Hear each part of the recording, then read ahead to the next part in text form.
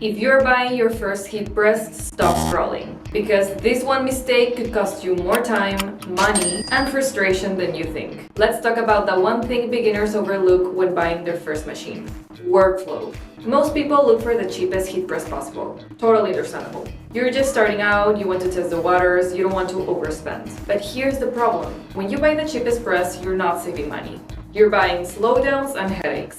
Cheaper presses usually take longer to heat up, are less consistent with pressure, and have hot spots or cold areas. That means more failed products and more wasted blanks. Your workflow is how fast and efficiently you can move from one product to the next. It's not just about pressing, it's about consistency, speed, ease of use, and repeatability. If your press takes forever to heat up, if it cools down every time you open it, if you have to manually adjust the pressure every single time, that's slowing you down. Let's say you're doing 5 max for friends. A basic press might be fine. But if you're doing 50 max for an event, or if your business is growing, that budget press is suddenly your biggest bottleneck. Time equals money. And if you're spending 10 minutes fixing issues or waiting for the press to reheat, that's hours lost. So what should you look for? Here's what matters more than just price: consistent heating, accurate and stable temperature, easy pressure adjustment, fast warm-up, good customer support, and compatibility with your product. The goal isn't to buy the most expensive press.